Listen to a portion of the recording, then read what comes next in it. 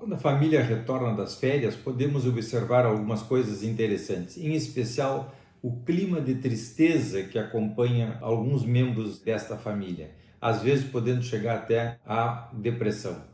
O fato de terem passado um tempo grande juntos, as relações afetivas mais próximas, as relações amorosas mais intensas, podendo compensar e de alguma forma viver intensamente necessidades, as diferentes etapas que vão evoluindo, carências entre pais e filhos, relações fraternas que vão se resgatando, recuperando durante a relação no período de férias.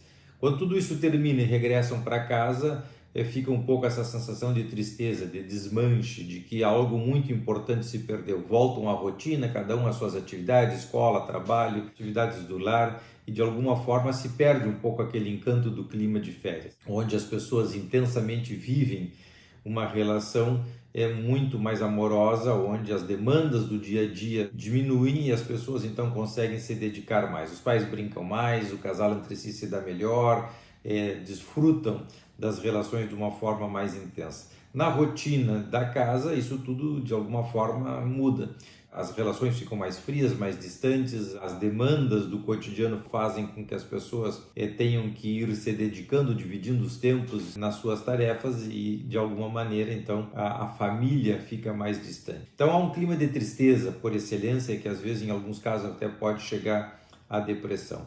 Fora isso, também tem o fato de que há uma comparação entre aquilo que se viveu intensamente nas férias e o clima da casa, o clima das demais pessoas, da família, dos amigos, dos parentes que ficaram na cidade de origem e que de alguma forma aquelas pessoas que foram e aproveitaram sentem que tiveram algo mais que os que ficaram não tiveram. Então há um incremento do sentimento de culpa pelas críticas internas que surgem. Vocês sabem que o sentimento de culpa, psiquicamente falando, é produto das tensões entre o superego e o ego, ou seja, os objetos internos do superego criticam moralmente o ego, que de alguma forma sucumbe frente a eles, criando o sentimento inconsciente de culpa. Então o sentimento inconsciente de culpa surge como resultado das críticas internas. Se tu fosse aproveitasse mais com teu pai, teus pais se dão melhor, o fulaninho não tem os pais que tu tens, não tem o dinheiro que vocês têm, não puderam ir para onde vocês foram, olha só a diferença que existe entre vocês e os primos, entre os amigos de infância, entre os vizinhos e assim sucessivamente. Se aproveita então dessa oportunidade para criticar internamente o sujeito que se encontra numa situação de desvantagem interna, posto que realmente houve um ganho importante naquele período do ano. Então esse sentimento inconsciente de culpa demanda um castigo, uma necessidade de punição.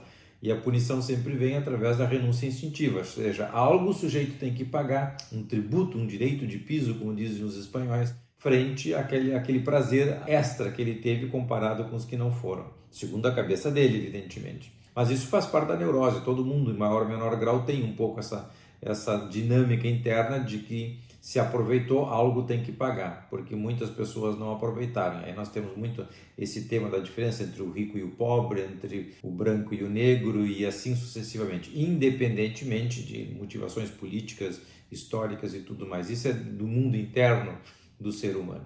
Então, naturalmente, nessas ocasiões, o psiquismo do sujeito se aproveita dessa oportunidade para se impor, para castigar, para tiranizar internamente. E o sentimento de culpa é produto disso.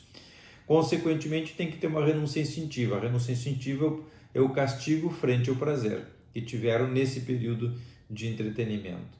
E o castigo pode ser uma doença, pode ser um acidente, pode ser uma briga, pode ser uma separação do casal, pode ser uma perda econômica e assim sucessivamente. Não importa, algo que de alguma forma faça com que o sujeito sinta que está pagando por algo que teve a mais e tem que devolver. Isso totalmente a nível inconsciente.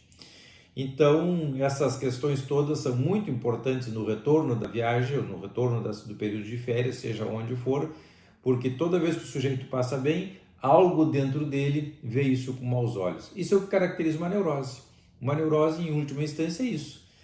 A maneira mal vista com que o prazer é visto dentro do sujeito.